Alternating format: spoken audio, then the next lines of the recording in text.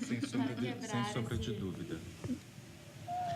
Então, eu acho que talvez um ponto em comum, não sei, quero perguntar isso para Sheila, evidentemente nesse texto, que também é um texto que eu venho trabalhando e apresentei, sobretudo essa parte da estrutura das grades do universo, da compreensão do público, pela museologia, no Comitê Brasileiro de História da Arte, no Rio de Janeiro. E é um autor que eu não cito, mas a perspectiva que nós temos em comum, de alguma forma, essa é uma ideia de um espectador emancipado, né?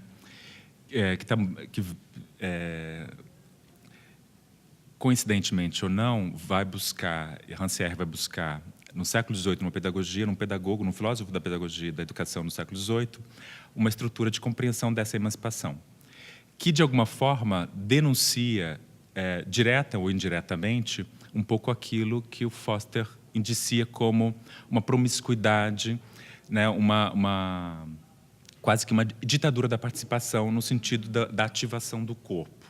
Eu não sei se a tua reflexão passa por essa questão, se você imagina dessa perspectiva, na hora que você traz a categoria espectador emancipado.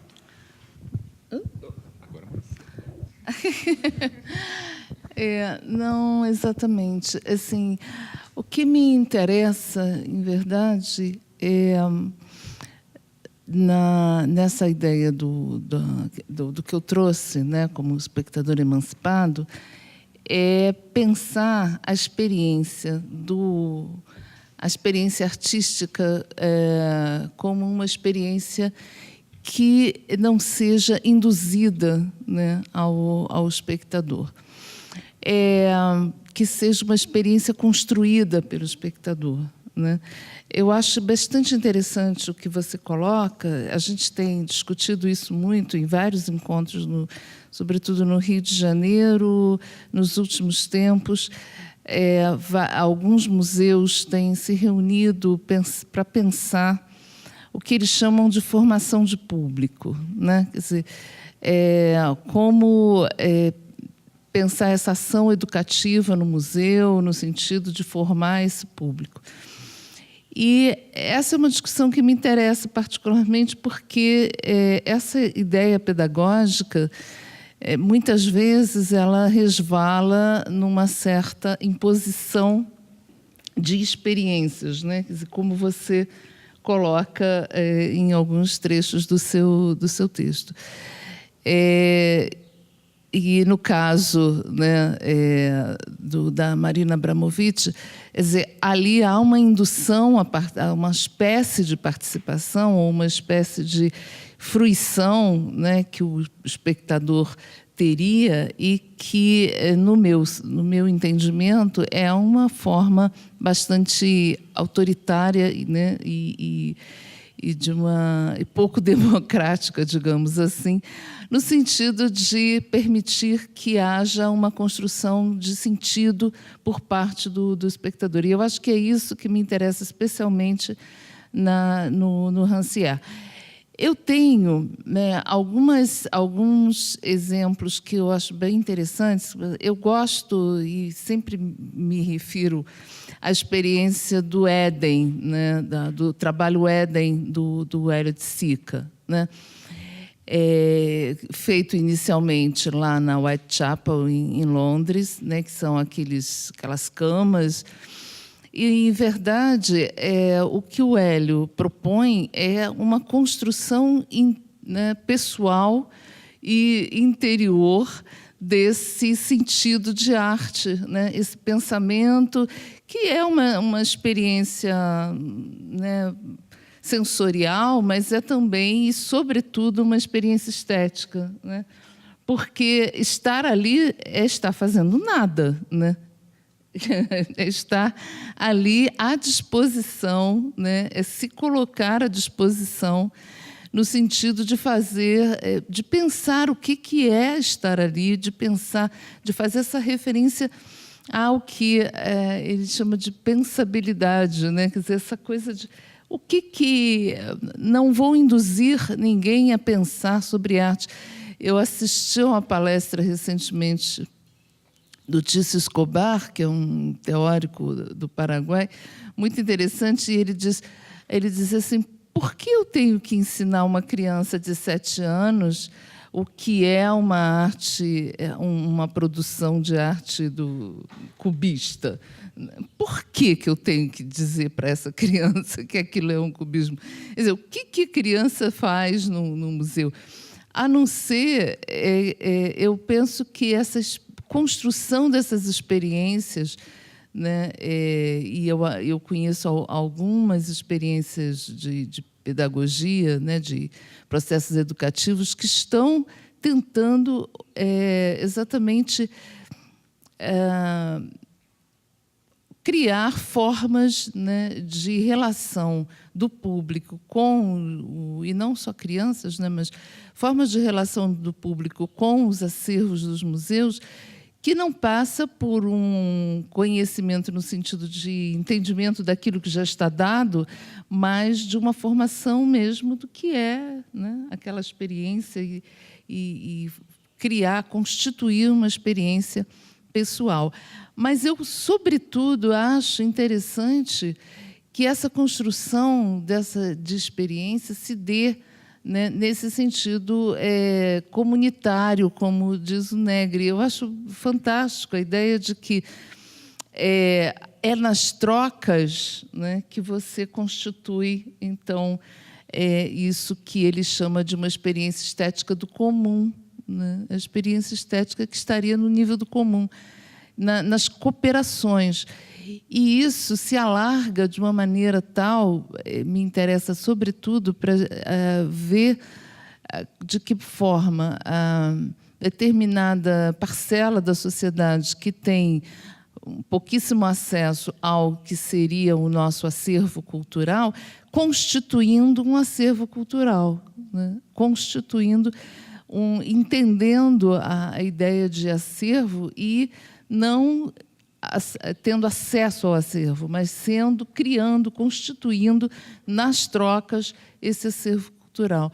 Eu tive contato com algumas pessoas do projeto do Museu da Maré, que é uma favela lá no Rio, né, em que é uma coisa extremamente incipiente, é uma coisa que está se dando ainda, mas de que forma aquilo vai se constituindo como uma comunidade, né, nesse sentido da cooperação, né, e da constituição de um sentido estético, né.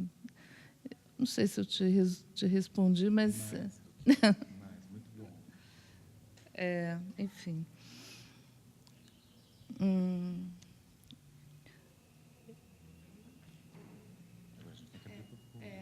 Abre para o público. Eu vou fazer um comentário enquanto isso. Quer fazer? Microfone. Esse microfone hoje eu já gostaria de ficar lá. Eu chego mais aí. Mas eu só gostaria de comentar, tendo em vista, né, toda essa preocupação. Posso puxar? Ai, tenho medo disso.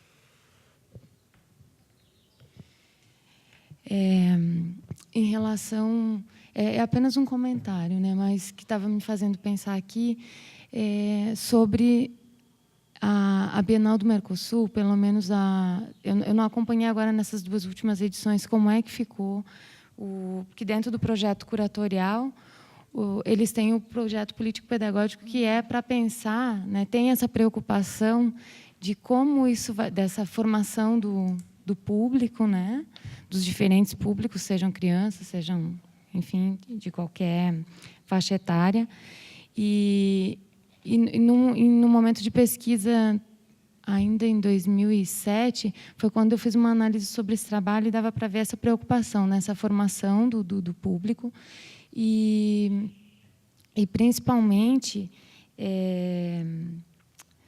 na forma como eles estavam organizando tanto o espaço o curso de mediação, né, e essas questões de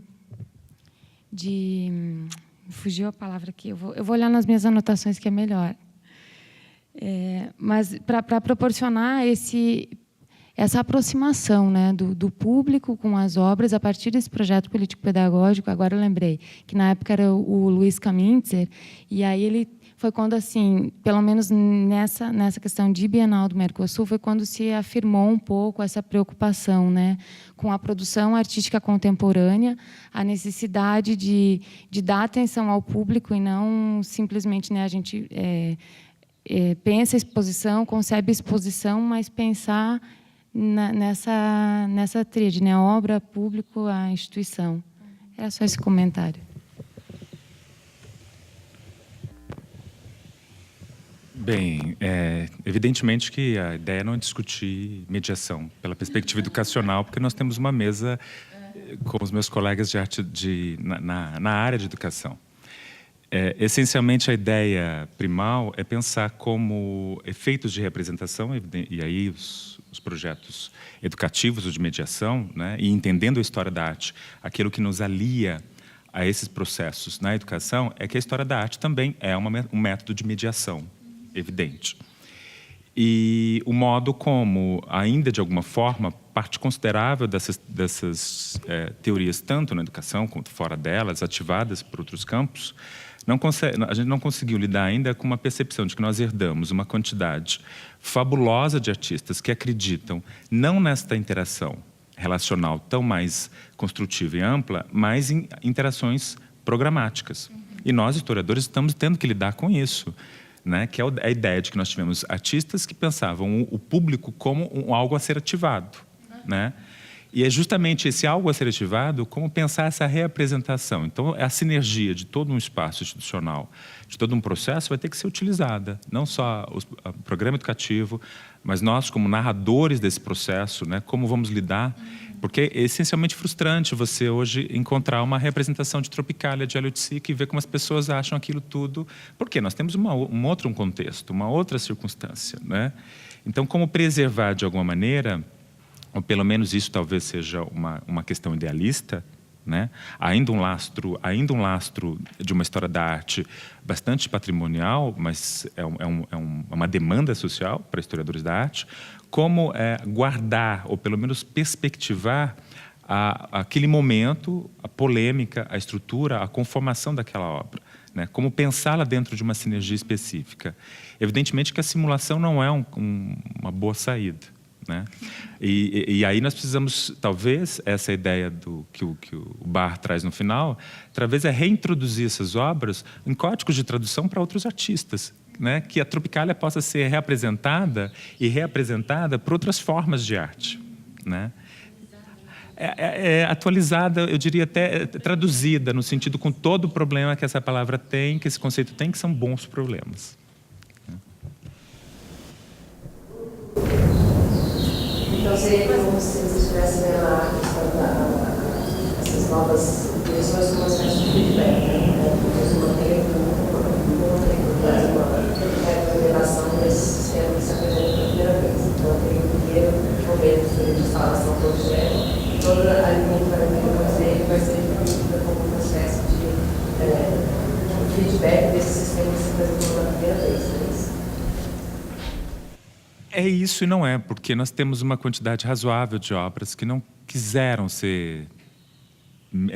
entrar para o código do constitutivo dos sistemas de memória. Só que, olha como o trabalho historiador da arte é difícil. Nós somos parte constitutiva do sistema de memória. Ao mesmo tempo, nós lidamos com arte contemporânea, que rejeita, quase que de maneira unânime, os sistemas constitutivos de memória convencionais. Então, nós estamos aí nesse meio de caminho de uma sociedade que acha crucial a guarda, e os artistas contemporâneos também acham a memória da arte contemporânea é valiosa, é necessária.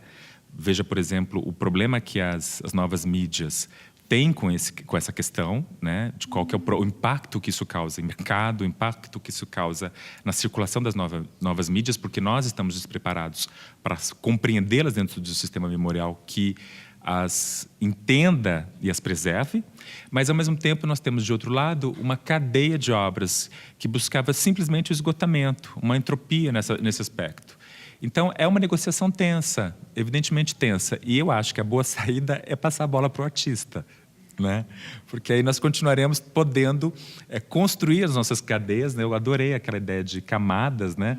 As nossas camadas. Eu acho que eu tenho pensado muito nisso.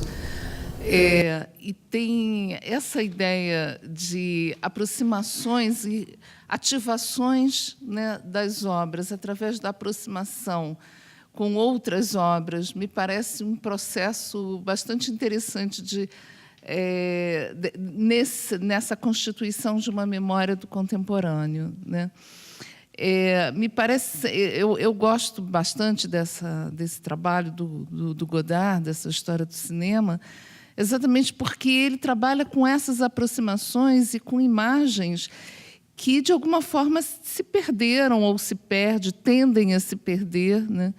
E ele vai constituindo uma outra narrativa, né, que eu acho que é o nosso futuro, essa construção de narrativas todas fragmentadas, né, narrativas que não vão dar conta da complexidade, certamente, de cada uma das obras, mas que vai pensar a possibilidade de levantar algumas camadas daquelas obras.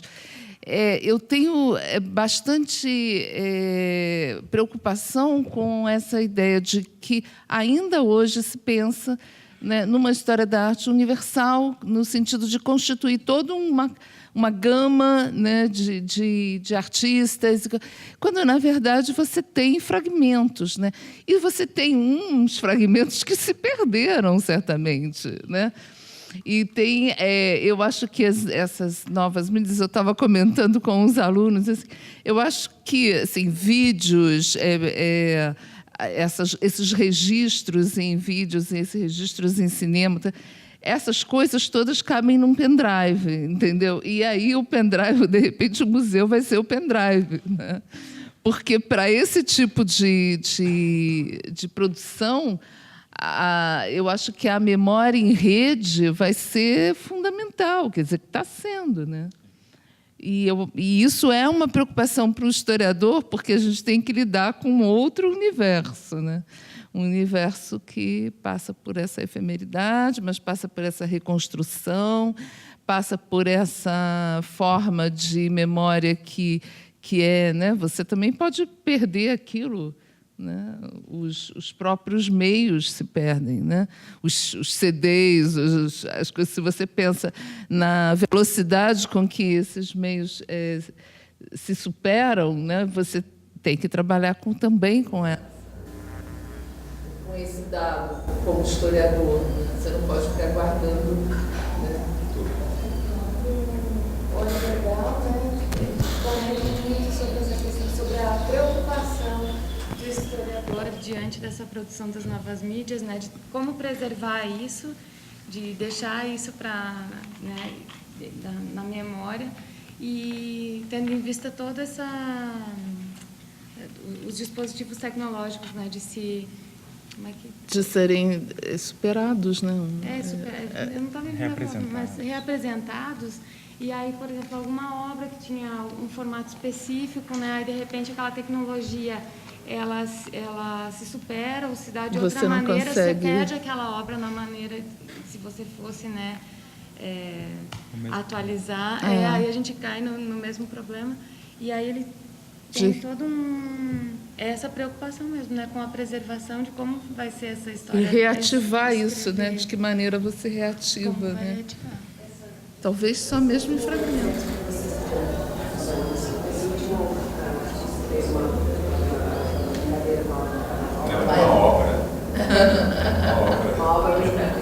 Uma obra resposta, né? Sabe se o Noma, no processo de feedback da obra, se existe essa preocupação, ou isso foi você, como historiador, entendeu? Se existe essa preocupação de também toda a instituição, toda a artista, já uma espécie de os rizomas que a obra dela vai criando, A Marina se interessou bastante pelo trabalho e, coincidentemente, esse trabalho de 2011 é o ano que marca para o MoMA o momento em que ele compra 100 títulos de videogames Dos anos 80, em 8 bytes. Né? Então, evidentemente, essa questão é uma questão... A obra continua pertencendo ao artista, ele continua também trabalhando com essa questão da representação, mas é sintomático que ele tenha trabalhado com uma tecnologia dos anos 80, em plenos anos 2000, para falar de uma performance. Ele está criticando o modelo institucional da performance, dizendo, olha, nessa estratégia há uma antiguidade. Então, há um diálogo aí, e um diálogo excelente. Talvez a ideia de reativação seja exatamente essa, registros contra registros, né? É isso que a Sheila acabou de nos oferecer. Essa possibilidade de narrativas de fragmento. E, evidentemente, as pessoas que ainda acreditam que a história da arte pode ser total não são os historiadores da arte. Né? Há pelo menos umas boas décadas. Nós não acreditamos mais nisso, mas não por crença, por incapacidade. Simples. Nós falimos nessa possibilidade. Nós temos outras preocupações agora, né? Então, não é mal, né? Excelente, excelente, excelente. Agora, no caso da sua pergunta em especial, ela não ficou incomodada, muito pelo contrário, isso a lança numa cadeia de discussão a obra dela, mas houve uma crítica veemente, sobretudo que o trabalho virou um documentário. Alguns artistas, alguns espectadores não cumpriram a coreografia do documentário, da performance. Alguns acabaram aparecendo no documentário, uma moça que tentou tirar a roupa. Quer dizer, aquilo que a Sheila havia indiciado, há um certo autoritarismo, isso, o que eu chamo de coreografia da instituição. Né? No momento que ela tira a mesa, há uma discussão, quer dizer, essa coreografia da instituição, pensar este público enquanto unidade, é um problema para nós, historiadores da arte, sobretudo em obras que dependem de um público pensado como unidade. Né? Então, como reativar agora um público que não quer se ver como unidade, que não quer se ver como monolítico?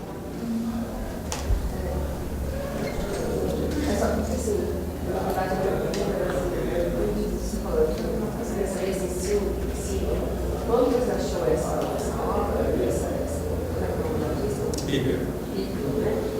você encontrou ou você sabe se é monolítico ou esse feedback? Não, é uma crítica. Não, é uma crítica, é dissociado. É uma crítica, ele fez isso, ele esteve lá, ele participou, ele é um artista neozelandês que estava em Nova York, participou e achou violento, ele escreve, eu achei muito violento eu ter que ficar durante 5 horas numa fila, eu achei violento eu ter que assinar um termo de que eu não ia atacar artista, né? Um papel que eu não ia atacar artista. Eu achei violento que assim que você sai, a primeira coisa que você tem que assinar é um outro papel cedendo os seus direitos de imagem. Então, ele achou toda uma série de violências, que da perspectiva institucional, para nós, tem todo sentido, mas para aquilo que prega o conceito daquele trabalho, enviesa. Era você vai curiosidade. Curiosidade, porque no estava fazendo pesquisa, né?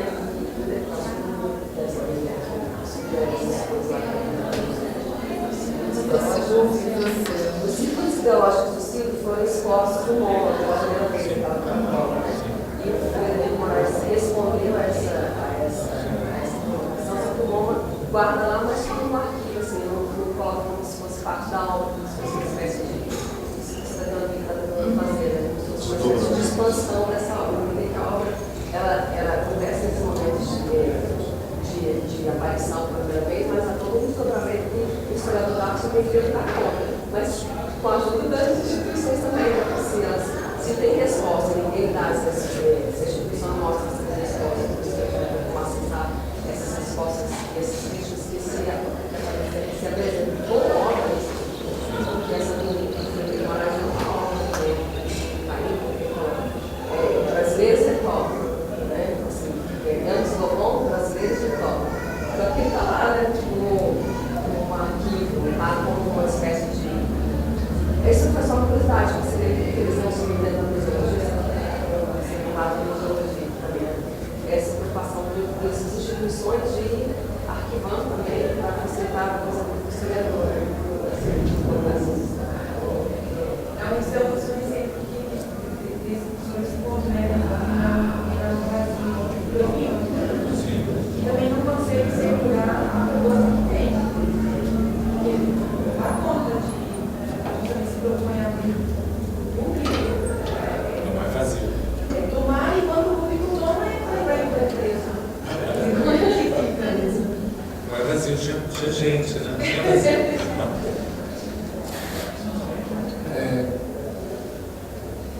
sou da área, mas eu gostaria de tirar essa exposição, principalmente na relação com o lugar comum, pesquisa, enviesado para a questão do espaço mesmo. Nós temos o museu como um espaço concreto, onde a obra fica exposta, obedecendo certas regras, certos protocolos, e isso pode até inviabilizar a parte do público, uma leitura mais ampla, mais limitada. Nós temos obras em espaços abertos, públicos, que às vezes são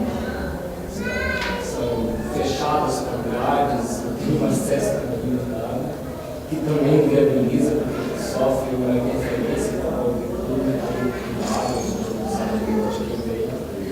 e essas questões elas também são tratadas pela história da arte, como essas relações interferem na leitura de um público que não tem uma informação precisa, principalmente com relação a essa performance da argumentação política, que pelo visto acaba sendo uma merchandising pelo próprio nome para trazer o público, para fomentar a presença, para reolhar o museu, e aí acaba sendo uma obra de arte produzida especificamente em forma de reacender a presença de uma presença diferente do museu.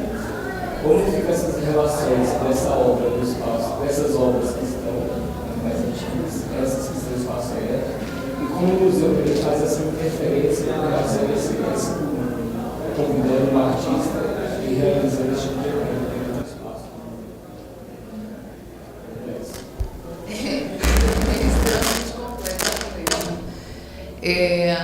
Já há algum tempo, os artistas vêm tentando estabelecer esse diálogo, né? Quer dizer, o que a Sueli Borlik chama de estar dentro e fora, né? Fazer uma relação de dentro e fora do museu. Quer dizer, como estabelecer esse diálogo com espaços institucionais, que podem falar em museus, mas também galerias, ou mesmo espaços públicos, mas que estão fechados ao público, né? Praças cercadas de grade, aquelas coisas, né? Como estabelecer essa relação com esses espaços já institucionalizados sem deixar que a produção seja determinada pelas instituições, né?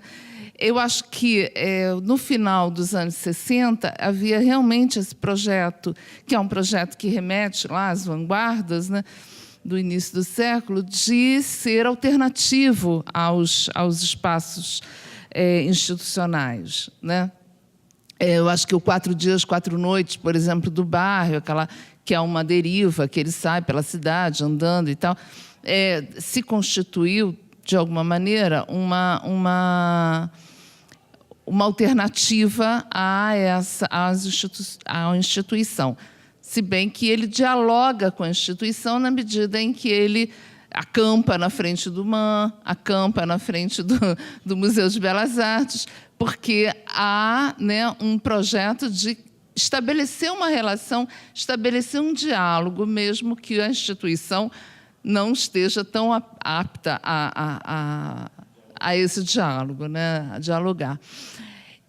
Eu acho que isso foi uma preocupação grande durante um certo tempo, mas que hoje você tem, ao mesmo tempo, né, algum tipo de projetos que se dão definitivamente fora dos espaços de museu, o que não significa que não sejam que não dialoguem com as instituições, como, por exemplo, esses projetos do Grupo Poro de Belo Horizonte, né, que são projetos, eles criam uma série de projetos de inserção na cidade, como aqueles que eu falei muito pouco dos trabalhos, enfim, como os azulejos de papel que eles disponibilizavam para as pessoas que quisessem colar na cidade, fazer paredes de papel, de azulejos de papel, remetendo aos azulejos portugueses e tal. Mas eles criam uma rede também na internet, né, com alguns projetos que as pessoas podem pegar na rede. Quer dizer, de alguma forma, a rede funciona como uma instituição, né? Porque regula a relação que eles estabelecem com o público. Eu acho que eu gosto bastante dessas afirmações da Sueli Ronick, quando ela pensa essa relação como um dentro e fora, né? Quer dizer, é sempre uma tentativa de diálogo, sempre uma tentativa de estabelecer uma relação. Mas, por exemplo, o grupo Opavivará, acho que você pode ter lido no jornal, na época da inauguração do Museu de Arte do Rio, né, em que eles tinham um projeto, é um grupo que se caracteriza por fazer projetos coletivos, né, eles estabelecem relações com pessoas dos lugares, e artistas ou não artistas, fazem derivas pela cidade e tal. Já tinham feito essa deriva que eu mostrei, que era sair... É meio carnavalesco, enfim, eles se apropriam de algumas imagens do Hélio de Sica, e uma coisa meio parangolé, reinventar o parangolé e tal. E fazem essa deriva de um lugar que é historicamente referência histórica na cidade, né, que é a Casa França Brasil, enfim, um prédio construído pelo Grand Jean de Montigny, que veio com a Missão Artística Francesa e tal, e vão até a região da Pedra do Sal, que é, historicamente, uma região, né, atualmente até foi tombada, mas que é uma região de cultura estabelecida ali pelos músicos, e que tem uma influência grande dos trabalhadores do porto, e que tem uma cultura negra muito forte, né? E que, na verdade, é um pouco desconhecida pela história ou pela historiografia da cidade como um ponto importante, né? Não de toda a historiografia, mas desconhecida. Então, eles fazem essa deriva, que é uma relação entre aquilo que é historicamente reconhecido e aquilo que historicamente não é reconhecido na historiografia, né? Eles fizeram, na inauguração do MAR, fizeram para a inauguração um projeto, né, de uma entrada pelo MAR, que é o museu, com um caminhão que sairia de um barracão de uma escola de samba próxima, que é uma microescola de samba, onde existe um grupo de crianças. Esse caminhão iria levando... eles fizeram... tinha umas panelas, e as pessoas iam cozinhar, as mulheres da escola de samba, as mães das crianças, fariam comida, e eles chegariam no mar com aquelas crianças todas fantasiadas, que são ritmistas, né, que é a escola Mirim, e que iriam fazer um carnaval ali, com uma comida, com aquela coisa, tipo uma roda de samba. E isso foi proibido, né, porque a inauguração ia haver a presença da presidente, do governador, enfim... As autoridades estavam ali, e esse projeto foi considerado um projeto perigoso, né? Um projeto que feria a segurança das autoridades, né? De que maneira você lida com isso? Quer dizer, há um projeto, né, todo construído em torno, com uma comunidade que mora nas redondezas, com crianças que moram por ali, e que eles não puderam sair de dentro do barracão, porque tinha um carro da polícia do Estado, lá, da polícia municipal, fechando a entrada do barracão. Eles não puderam sair para ir até o mar. A relação com as instituições é uma relação muito tensa, né? Eu acho que esse exemplo é bem um exemplo de como há que se construir ainda formas de acesso, né, e formas de diálogo com essas instituições, é um diálogo em que entrem as autoridades, né, como os diretores de museu, como as pessoas que estão ali responsáveis. Eu não acredito que o diretor do museu tenha tido a última palavra em relação a isso, né? Mas o museu é uma instituição que tem ramificações com o que o Agamben chama de um poder soberano, né? O poder do Estado. E é como que você cria esse diálogo. Isso ainda está para ser construído. E eu acho que a história que a gente está escrevendo, nesse momento, é essa história dessas tentativas, né? Essa história que está acompanhando essas relações que estão sendo, eu acho que hoje, mais do que nunca, né, tendo uma abertura, né, para determinadas formas comuns de arte que foram negadas durante muito tempo nas instituições. Ou elas entraram depois, né? Entraram como registro. As trouxas do Barrio são, né, registros extremamente valorizados pelas instituições, né? No entanto, o Barrio praticamente foi expulso lá do MAM quando ele resolveu pôr aqueles trouxas de lixo lá no salão, né? Então, a forma como, eu acho, só um instantinho, em relação ao trabalho de recuperação ou de crítica, né, ao trabalho da Marina Abramovic, eu acredito que o MoMA vai recuperar, entendeu? Assim, daqui a alguns meses, talvez, ou um ano, aquilo já vai fazer parte, sabe, do acervo do MAM, certamente. Né? Já faz, do MoMA, né? Já faz. Já é encomendado.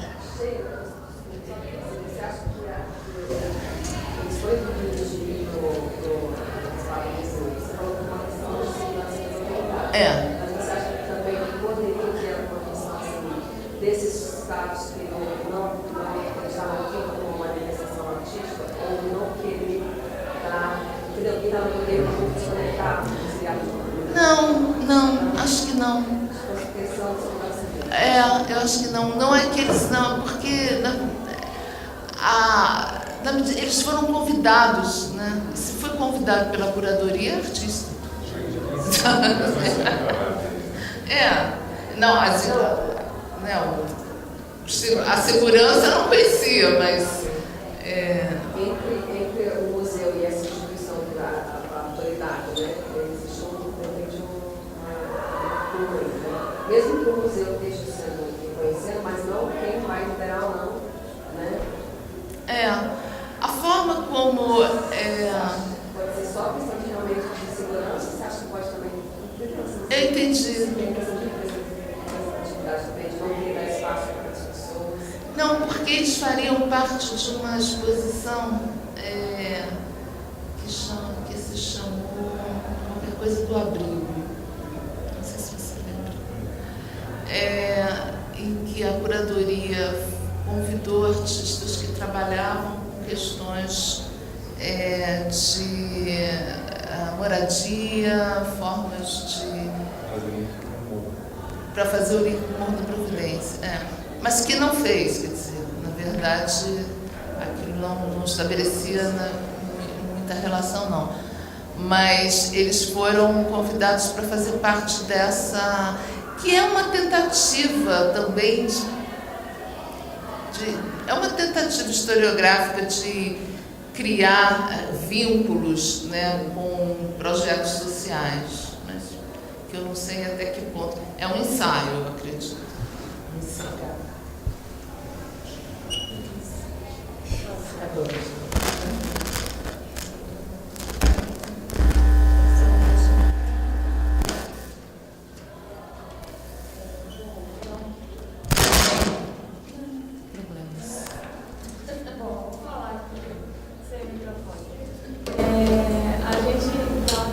Nós agradecemos, então, a professora Emerson Dionísio, a professora Sheila Capgerato, pela generosidade, né, pelas pesquisas e por nos presentearem com esse momento de para que a gente possa pensar nossas pesquisas em andamento. E eu peço agora,